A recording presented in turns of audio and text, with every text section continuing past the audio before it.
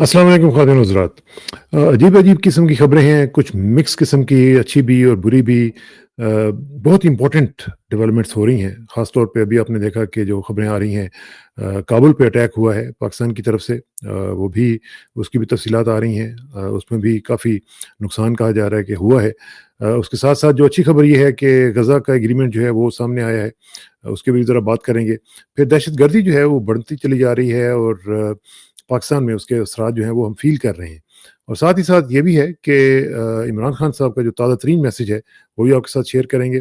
गंडापुर साहब की बात भी करेंगे कि उनके साथ क्या हो रहा है और उनकी क्या प्लानिंग है, और नए चीफ़ मिनिस्टर साहब जो हैं वो क्या कर रहे हैं, क्या आ सकेंगे कि नहीं आ सकेंगे, जैसे कि कहा जा रहा है कि उन्हें नहीं आने दिया जाएगा, तो क्या वाक़ईतन ऐसा हो सकेगा? सेनेटर मुश्ताक साहब की भी बात करेंगे कि उन्होंने जमात इस्लामी से इस्तीफ़ा दे दिया है। लेकिन सबसे पहले मैं शुरू करने से पहले आपको हस्बे मामूल मिशन फ़ाइक आलम जो है, उसकी तरफ बात करना चाहूँगा, क्योंकि मैं आपसे ये कह रहा हूँ कि उस बच्चे के लिए आप ज़रूर कुछ ना कुछ अपनी डोनेशंस वगैरह का हिस्सा जो है वो निकालें उसमें से। क्योंकि ये आज कुछ लोगों ने मुझे पहले भी कहा था और आज भी कहा कि पाकिस्तान में जो लोग रहते हैं, वो उनको डायरेक्टली अपने उनके अकाउंट्स में कुछ चीज़ें भेज सकते हैं, पैसे भेज सकते हैं। तो वो ज़रूर मैं आज इनका इंशाल्लाह उनका जो है अकाउंट वो डिस्क्रिप्शन में डाल दूँगा। ये उनकी जो सूरत-ए-हाल है इस वक़्त, ताज़ा तरीन डोनेशंस भी यहाँ पे लिखी हुई हैं, किस तरीके से लोग जो हैं वो मैनेज कर रहे हैं। और ये जैसे मैंने पहले कहा कि बहुत ही सीरियस है। प्लीज़ इसमें डोनेट कीजिएगा और अपना हिस्सा ज़रूर डालिएगा, क्योंकि ये बहुत इम्पोर्टेंट है। मेरा ख़्वाब है कि ये पायलट था, तो इसको दोबारा अल्लाह ताला तौफ़ीक दे कि ये पायलट बन सके और दोबारा जहाज़ उड़ाना सीखे, जो उसका ख्वाब था। तो वो अल्लाह करेगा कि इंशाल्लाह होगा आपके ताउन से। और जो लोग भी ये इसमें अपील में हिस्सा ले रहे हैं, उनको अल्लाह ताला अजर भी अता करेगा इंशाल्लाह। तो ये है जी सूरत-ए-हाल। और अब चलते हैं हमारे साथ इन तमाम अमूर पर गुफ्तगू करने के लिए तशरीफ़ रखते हैं साबिक़ सफ़ीर पाकिस्तान जनाब करामतुल्लाह गौरी साहब। अस्सलाम वालेकुम गौरी साहब। वालेकुम अस्सलाम कसाना साहब।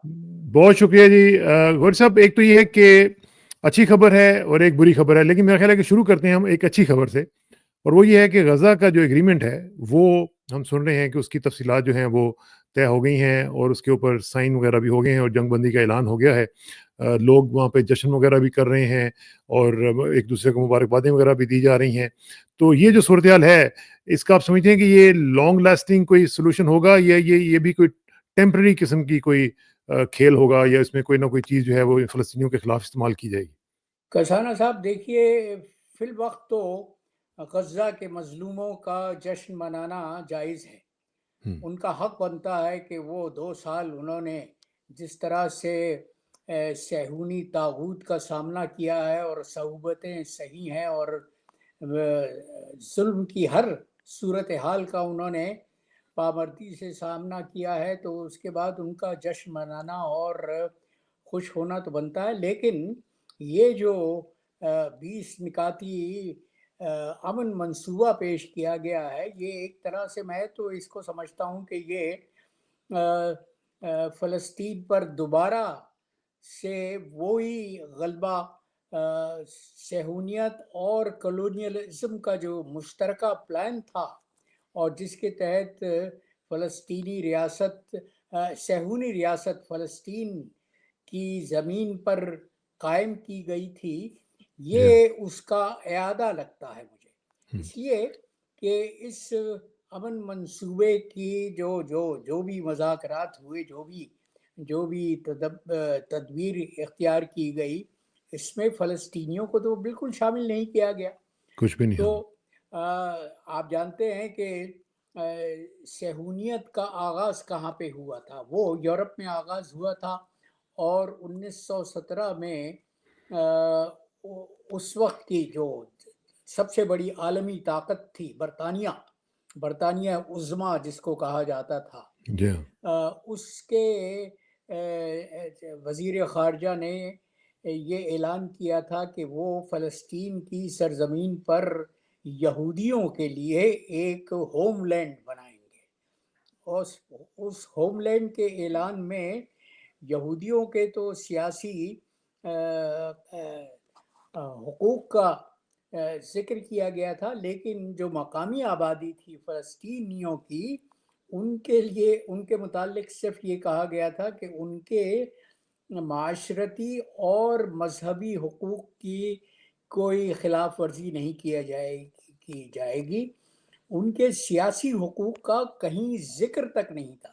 ہم، اور اسی طرح اب جو صدر ٹرمپ نے یہ منصوبہ پیش کیا ہے، اس میں فلسطینی آزاد فلسطینی ریاست کے قیام کا کوئی ذکر نہیں ہے۔ کچھ اور بھی نہیں ہے۔ ایک اور ذکر جو جو اپنے نہ ہونے سے بہت نمایاں ہے، وہ یہ ہے کہ اسرائیلی یرغمالیوں کی تو بہت بات کی گئی، اور ٹرمپ نے بار بار یہ کہا کہ وہ ان کا اولین مقصد یہ ہے کہ اسرائیلی یرغمالی کسی طرح سے رہا کیے جائیں، لیکن انہوں نے کہیں بھی اس 58 سالہ آکیوپیشن کا ذکر نہیں کیا، جس کے نتیجے میں ایسا کچھ ہو فلسطین رہا میں ہے۔ اور ہم، غزہ میں، مقبوضہ فلسطین میں اور غزہ میں یہ تمام حادثات ہوتے رہے ہیں، یہ تمام واقعات رونما ہوتے رہے ہیں، اور اسرائیل کی ریاست کو ایک طرح سے کھلا حق دے دیا گیا ہے بین الاقوامی برادری کی طرف سے کہ وہ اپنے مقبوضہ فلسطینیوں کے ساتھ، جو مقبوضہ مغربی کنارے پر بھی ہیں اور غزہ کی پٹی میں بھی ہیں، جو ہم۔ چاہے سلوک روا رکھے۔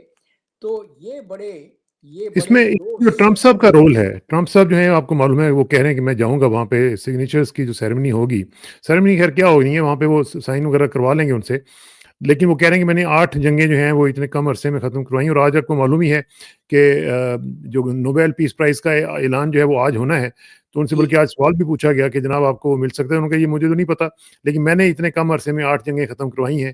تو کیا اس طرح کی صورتحال کے بعد پریزیڈنٹ ٹرمپ جو ہیں وہ آپ سمجھتے ہیں کہ ڈیزرو کرتے ہیں نوبیل پیس پرائز؟ دیکھیے، ان کی تو زندگی کا مقصد اولین یہ ہے کہ کسی طرح سے ان کو نوبل کا امن انعام دے دیا جائے، اور اس کے لیے سب کچھ کر رہے ہیں۔ وہ جو تشریف لے جا رہے ہیں مصر، وہ بھی اپنے آپ کو نمایاں کرنے کے لیے، اس لیے کہ خود نمائی تو صدر ٹرمپ کا کے کردار کا کمزور ترین پہلو ہے۔ اب مثال کے طور پر انہوں نے یہ کہا کہ انہوں نے 3000 سالہ قضیے کا ایک حل فراہم کر دیا ہے۔ تو آپ دیکھیے ہاں جی، کہ یہ تاریخ سے کتنی روگردانی کی مثال ہے۔ انہوں نے کہا کہ 3000 برس سے یہ اس علاقے کے لوگ ایک دوسرے سے لڑتے آ رہے ہیں۔ اول تو یہ بیانیہ ہی غلط ہے کہ 3000 سال پرانا قضیہ ہے، اس لیے کہ ہمارا اور یہودیوں کا کوئی مسئلہ نہیں ہے۔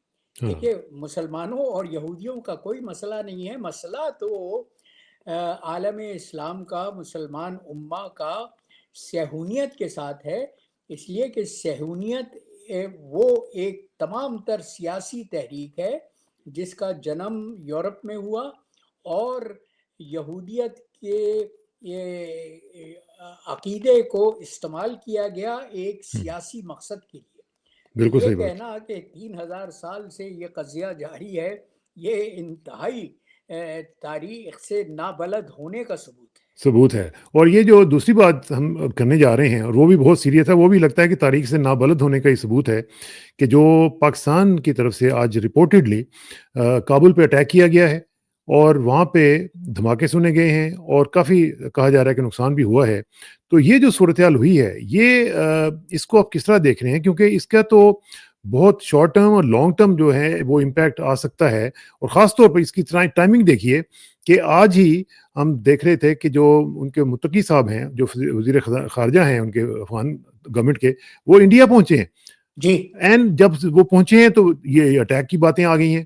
تو یہ کیا کوئنسیڈنس ہے؟ کیا اس تو کا ثانا امپیکٹ ہوگا؟ صاحب، میں یہ ذرا تو یہ بتائیں۔ سمجھتا ہوں اس پیش رفت کو اس طرح سے دیکھتا ہوں کہ جو ہمارے پالیسی ساز ہیں، جنہوں نے اپنے آپ کو یہ حق اپنے طور پہ خود دے دیا ہے کہ وہ پاکستان کی تقدیر کے فیصلے کر سکتے ہیں، ان کی آنکھوں پہ تو یہ لگتا ہے کہ پردے پڑے ہوئے ہیں، اس لیے کہ ان کو حالات کی سنگینی کا کوئی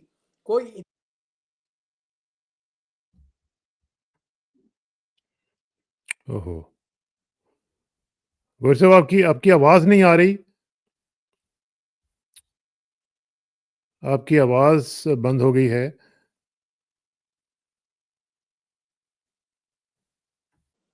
جی غوری صاحب پلیز، آپ کی آواز کٹ گئی تھی، ذرا دوبارہ بتائیے میں گا۔ یہ کہہ رہا تھا کسانہ صاحب کہ ہمارے جو پالیسی ساز ہیں ان کی آنکھوں پر پردے پڑے ہوئے ہیں، ان کو یہ اندازہ نہیں ہے کہ وہ پاکستان کو کن مشکلات کا شکار کرنے جا رہے ہیں۔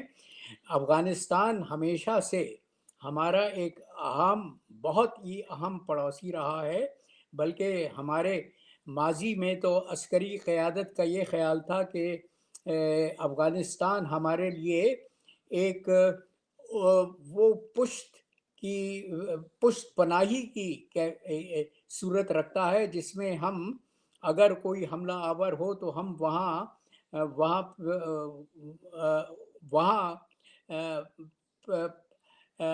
پسپا ہو کر اپنی مزاحمت شروع رکھ سکتے ہیں۔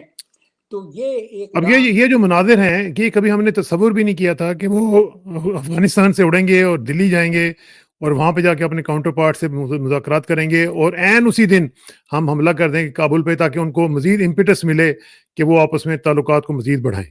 تو کسانہ صاحب، المیہ یہ ہے کہ ہم اپنے قومی مفادات کو فروغ نہیں دے رہے، بلکہ دوسروں کے ایجنڈے پر عمل کر رہے ہیں۔ اور میں اس بات کو منسلک کرنا چاہوں گا اس اعلان سے جو صدر ٹرمپ نے کچھ دن پہلے کیا تھا کہ وہ باگرام کی ایئر بیس پر کو دوبارہ امریکہ کی تحویل میں لینا چاہتے ہیں۔ تو مجھے یہ لگتا ہے کہ یہ پاکستان نے جو اقدام کیا ہے، جو پاکستان کی طرف سے کارروائی کی گئی ہے افغانستان کے خلاف اور کابل پر حملہ کیا گیا ہے، تو یہ اسی ایجنڈے کو آگے بڑھانے والی بات ہے، جبکہ ہندوستان اس پیش رفت سے بھرپور فائدہ اٹھائے گا، اور کیوں نہ اٹھائے۔ کیوں نہ اٹھائے، بالکل۔ ظاہر ہے کہ وہ تو نادان ہوں گے اگر اس موقع سے فائدہ نہ اٹھائیں، کہ اس لیے کہ ہم نے تو طالبان کی حکومت کو ایک طرح سے تشتری میں رکھ کے ہندوستان کے حوالے کر دیا ہے۔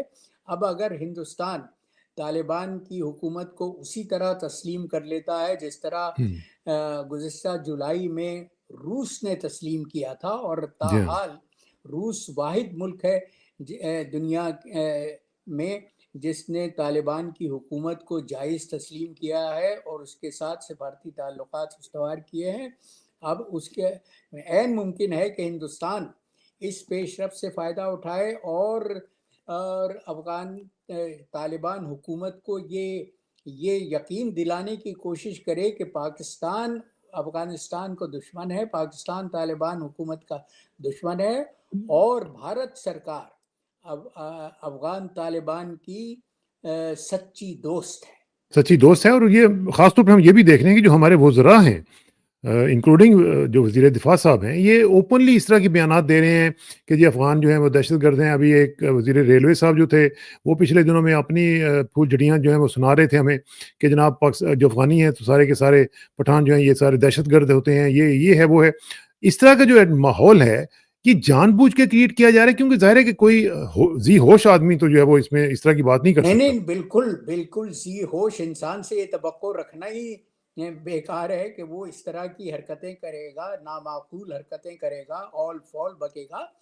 اور المیہ یہ ہے کسانہ صاحب کہ یہ جو ہمارے وزراء ہیں، ان کو عوام نے تو منتخب نہیں کیا، یہ تو اقتدار کی مسندوں پر بٹھائے گئے ہیں ان طالع آزماؤں، عسکری طالع آزماؤں کے منظور نظر ہونے کے سبب سے، جو اپنے آپ کو پاکستان کا مالک و مختار سمجھتے ہیں، اور جس طرح سے پاکستان کے عوام کی توہین کی گئی 8 فروری 2024 کے انتخابات کے نتائج کو رد کر کے اور اپنی مرضی کو اب پاکستان کے 25 کروڑ عوام کی مرضی پر آراء پر مسلط کر کے، تو اس سے بڑھ کر پاکستانی قوم کی توہین اور کیا ہو سکتی ہے؟ اور پاکستان میں جمہوریت کی بے کنی اس سے بڑھ کر اور کوئی ممکن ہی نہیں ہے۔ اور کوئی نہیں ہو سکتی، لیکن ہم دیکھ رہے ہیں کہ جو ہمارے ہاں جو بیانیہ گھڑا جا رہا ہے وہ ٹوٹلی یعنی افغانستان بیسڈ ہے اور افغان سینٹرک ہے، اور کہا یہ جا رہا ہے کہ افغانستان کے لوگوں کو یہاں سے چلے جانا چاہیے۔ یہ جو لائن ہے یہ ہم نے کبھی اس طرح نہیں سنی تھی، کیونکہ دہشت گردی کا نام لے کے کہا جا رہا ہے کہ جی یہ دہشت گرد ہے۔ دہشت گردی تو آپ کی اپنی پالیسیز کی وجہ سے کئی سالوں سے چل رہی ہے۔ جب آپ طالبان کو سپورٹ بھی کر رہے تھے اس وقت بھی دہشت گردی چل رہی تھی، تو ایک دم یہ جو اچانک انہوں نے یہ شروع کیا ہے، یہ تو میں سمجھتا ہوں کہ پورے علاقے کو آگ میں دھکیلنے کے مترادف ہوگا۔ کسانہ صاحب دیکھیے، مسئلہ اصل میں یہ ہے کہ وہ جو پاکستان کے محافظ کہلاتے ہیں، جو اپنے آپ کو پاکستانی قوم کی نظریاتی اور جغرافیائی سرحدوں کے محافظ کہتے ہیں، ان کی تمام تر توجہ بجائے اس کے کہ ان کے فرض منصبی پر ہو، وہ تو تمام تر توجہ کا فوکس پاکستان کی سیاست ہے۔ وہ تو پاکستان کے نظام ریاست کو اپنی مرضی، اپنی منشا کے مطابق چلانا چاہتے ہیں، اور یہی وجہ ہے کہ وہ جو بہت سے داناؤں نے کہا ہے، یہ قول صادق لگتا ہے جب پاکستان کی آپ مثال سامنے رکھتے ہیں کہ جو فوج سیاست میں ملوث ہو جائے وہ پھر ملک کا دفاع نہیں کر سکتی۔ بالکل اور نہیں آپ کر یہ دیکھ رہے ہیں کہ کس طرح سے دہشت گردی کی کارروائیوں میں اضافہ ہو رہا ہے، اور پاکستان کی جو 8 لاکھ کی فوج ہے وہ بے بس نظر آتی ہے ان دہشت گردوں کے مقابلہ کرنے اور میں۔ کتنی افسوسناک صورتحال ہے کہ ہمارے جو آفیسرز ہیں، ابھی کل آپ دیکھیں کہ ایک کرنل صاحب، ایک میجر صاحب، اس طرح کے جو لوگ ہیں، جو نہیں بڑے بڑے آفیسرز جو ہیں وہ اس میں شہید ہو رہے ہیں، اور ہم لوگ جو ہیں وہ صرف یہ کہہ رہے ہیں کہ نہیں جی ہم دیکھ لیں گے ان کو اور پھر ہم ماریں گے ان کو۔ اس طرح کی پالیسی سے تو میرا خیال ہے کہ مزید کام جو ہے وہ خراب ہوگا۔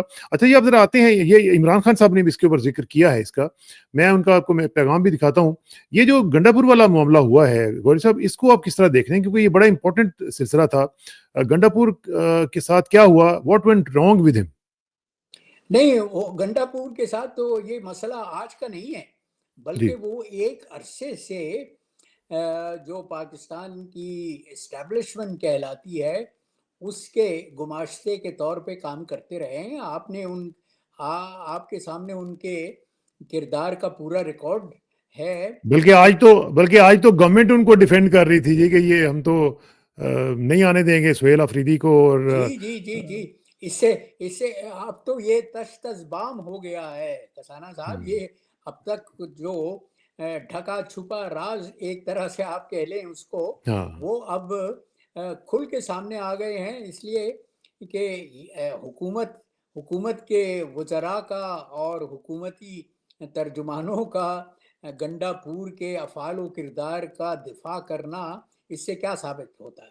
اس سے یہ ثابت ہوتا ہے کہ وہ پورے وقت خیبر پختونخوا کے وزیر اعلیٰ تو تھے، لیکن تحریک انصاف کی صفوں میں انتشار پھیلانے کا جو ان کو منصب سونپا گیا تھا، جو ذمہ داری سونپی گئی تھی، اس کو انہوں نے کما حقہ طور پر بجا لایا۔ اور عمران کے صبر کی میں داد دیتا ہوں۔ عمران نے پورا موقع دیا، ہاں وقت دیا گنڈا پور کو کہ وہ اپنی روش کو درست کر لیں، صحیح نہج پر آ جائیں، صحیح راستے پر آ جائیں، اور پارٹی کی صفوں میں انتشار نہ پیدا کریں۔ لیکن تنگ آ کر وہ آخر کو انسان ہے، صبر کا پیمانہ لبریز ہو جانا چاہیے تھا، بہت پہلے ہو جانا چاہیے تھا۔ پہلے ہو جانا آخر چاہیے، کو ہاں انہوں نے یہ فیصلہ کیا کہ گنڈا پور کو اب مزید برداشت کرنے کا مطلب یہ ہوگا کہ پارٹی کو بالکل ہی تتر بتر ہونے دیا جائے، منتشر ہونے دیا جائے۔ اور اس کے لیے ظاہر ہے کہ عمران خان کی سیاست کوئی اقتدار کے لیے تو نہیں ہے، وہ اس کی تمام تر سیاست کا لب لباب اور مرکز یہ ہے کہ پاکستان کے سیاسی نظام کو، پاکستان کے ریاستی نظام کو اس کرپشن سے پاک کر دیا جائے جو کرپشن گزشتہ 50 برس سے تو میں کہوں گا کہ چل رہی ہے بہت چل زیادہ، لیکن غوری صاحب بہت اس میں جو نئے چیف منسٹر صاحب جن کو نامزد کیا گیا ہے، کیا کوشچن یہ اٹھتا ہے کہ کیا عمران خان کو یہ حق حاصل نہیں ہے being the head of the party کہ جس کو چاہے وہ نامینیٹ کر دیں؟ دوسری بات یہ ہے کہ اگر انہوں نے کیا ہے تو پھر کس کے پاس یہ حق ہے کہ اس کو روکے، اور کیوں روکے؟ اور پھر یہ کہنا کہ جی یہ دہشت گردوں کا ساتھی ہے، تو بھئی کل تک تو وہ ٹھیک ٹھاک تھا، آج وہ دہشت گردوں کا ساتھی ہو گیا، اور پھر یہ کہنا کہ کور کمانڈر صاحب جو ہیں انہوں نے یہ کہہ دیا کہ ہم نہیں اس کو آنے دیں گے کیونکہ وہ دہشت گردوں کا ساتھی ہے. تو یہ پریروگیٹو جو ہے یہ کس کے پاس ہے یہ ڈیسائیڈ کرنے کا؟ تو یہی تو پاکستان کا عالمیہ ہے کسانہ صاحب. یہ پاکستان کا مسئلہ نمبر اول ہے. سب سے بڑا مسئلہ یہی ہے کہ ہماری عسکری قیادت، جن کا کام صرف اور صرف پاکستان کی زمینی ریاستوں سرحدوں کا دفاع کرنا ہے، وہ اپنے آپ کو پاکستان کا مالک و مختار سمجھتے ہیں. وہ یہ سمجھتے ہیں، اور ان کے عمل سے یہ ثابت ہوتا رہا ہے کہ وہ پاکستان کو اپنی میراث سمجھتے ہیں، اپنا ورثہ سمجھتے ہیں، اور یہ حق انہوں نے اپنے آپ کو خود دے دیا ہے کہ وہ جو چاہیں کریں، جو پالیسی چاہیں اختیار کریں، جس کو چاہیں اقتدار کی مسند پر بٹھا دیں، جس کو چاہیں اقتدار کی مسند سے ہٹا دیں. تو یہ کھیل تو پاکستان میں اب گزشتہ 3 برس سے تو بہت ہی کھل کر سامنے آ گیا ہے.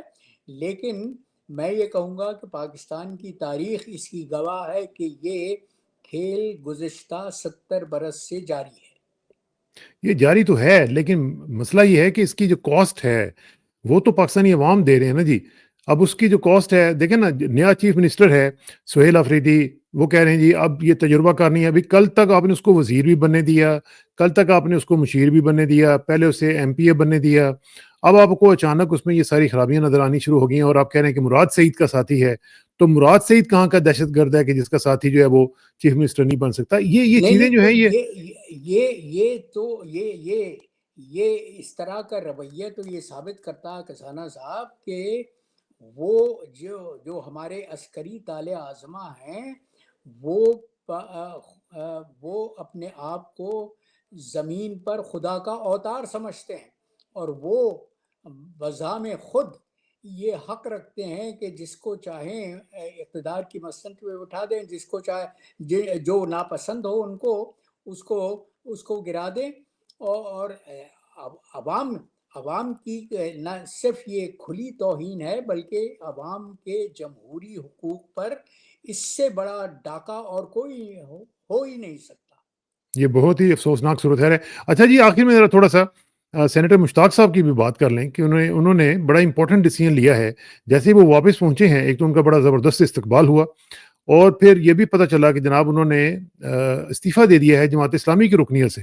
اب یہ بہت بڑا ڈیسیژن ہوتا ہے کسی بھی جماعت کے رکن کے لیے. آپ بھی جانتے ہیں، ہم بھی جانتے ہیں کہ جماعت کو چھوڑ دیا جائے تو یہ عام پارٹی کی طرح وہاں پہ سسٹم نہیں ہے. تو ایک بڑے نظریاتی قسم کے یہ لوگ ہوتے ہیں، جب جی اگر کسی وجہ سے چھوڑتے ہیں تو یہ بہت بڑی ایک بات ہوتی ہے. تو آپ کیا سمجھتے ہیں کہ کیوں انہوں نے چھوڑا ہے؟ نہیں، انہوں نے اس لیے چھوڑا ہے کہ اور انہوں نے جو حامد میر کو انٹرویو دیا ہے وہ بہت جی تفصیلی انٹرویو ہے، اور اس میں انہوں نے بہت کھل کے بات کہی ہے. ان کے لیے ذاتی طور پر یہ انتہائی افسوس کا مقام ہے اور انتہائی صدمے کا مقام ہے کہ ان کی جماعت نے، جو نظریاتی جماعت ہے، جس کی تاسیس کا بنیادی نقطۂ نظر یہی ہے کہ اسلام کے جو ریاستی اصول ہیں ان کی بنیاد پر پاکستان کی ریاست کی تشکیل کی جائے. تو دیکھیے، اسلام کے بنیادی جو فرائض ہیں، جو دین اسلام کے بنیادی ارکان کہے جاتے ہیں، ان میں سب سے بڑھ کر یہ ہے کہ ظلم کے خلاف جہاد کرنا ہے. ظلم اور وہ ظلم پر خاموش رہنا بھی ایک طرح سے ظالم کا ساتھ دینا ساتھ دینا ہوتا ہے. ہوتی ہے. تو سینیٹر مشتاق نے اپنے کردار سے یہ ثابت کر دیا کہ جس طرح سے حسین کے خلاف یزیدی لشکر میں ایک تنہا مرد حر تھا، اسی طرح وہ جماعت اسلامی کی صفوں میں ایک تنہا مرد حر ثابت ہوئے ہیں، اور انہوں نے غزہ کے فلوٹیلا میں شرکت کر کے یہ بھرپور ثبوت دے دیا ہے کہ ان کے باتوں ہی میں صرف حر کی جھلک نہیں آتی، بلکہ ان کے کردار میں بھی حریت ہے، ان کے کردار میں بھی ظلم کے خلاف. تو کیا پھر گوری صاحب انہوں نے اپنے جو امیر صاحب ہیں ان کے اوپر عدم اعتماد کا اظہار کر دیا ہے؟ اور کیا اس میں امیر صاحب کے لیے بھی کوئی لمحہ فکرہ نہیں ہے کہ وہ بھی سوچیں کہ ان کی پالیسیز کس طرف لے کے جا رہی ہیں جماعت کو؟ نہیں، امیر صاحب کی خاموشی تو بالکل وہ جو میں کہہ رہا تھا کہ ظلم پر خاموش رہنا بھی ظالم کا ساتھ دینا ہوتا ہے. تو جماعت اسلامی کو تو یہ چاہیے تھا کہ وہ بحیثیت ایک جماعت کے غزہ کے مظلومین کی مدد کے لیے نکل کھڑے ہوتے اور یہ ثابت کرتے اپنے کردار سے کہ وہ واقعی اس کردار کے حامل ہیں، اس روش پر گامزن ہیں جس روش پر مولانا ابوالعلا مودودی نے اس جماعت کی بنیاد رکھی تھی. یہ تو اپنے بانی کے فلسفے کی تنسیخ ہے ایک طرح سے کہ آپ ظلم پر خاموش رہیں اور کوئی احتجاج نہ کریں، کوئی آواز نہ اٹھائیں، کسی طرح کی کوئی تنظیمی صلاحیت کا مظاہرہ آپ کی طرف سے نہ ہو. تو یہ سینیٹر مشتاق احمد نے جو کیا ہے، جو استعفیٰ دیا ہے، میں پوری طرح سے ان کے اس اقدام کے ساتھ ہوں اور میں ان کی تائید کرتا ہوں، بلکہ ان کو داد دیتا ہوں کہ انہوں نے انتہائی مشکل ترین حالات میں اپنے اصابت کردار کا ثبوت دیا ہے. اور اس میں انہوں نے ظاہر ہے کہ ایک بہت بڑا رسک بھی لیا، اور جس طریقے سے ان کو ٹریٹ کیا گیا اور مس ٹریٹ کیا گیا وہ بھی ایک ظاہر ہے کہ ایک الگ سے کہانی ہے. اس پہ ہم انشاءاللہ سلسلہ آپ کا تجزیہ کا جاری رکھیں گے. بہت بہت شکریہ گوری صاحب، جلدی ملاقات ہوگی جی انشاءاللہ. Thank you very much for your time and see you soon. السلام علیکم. خدا حافظ.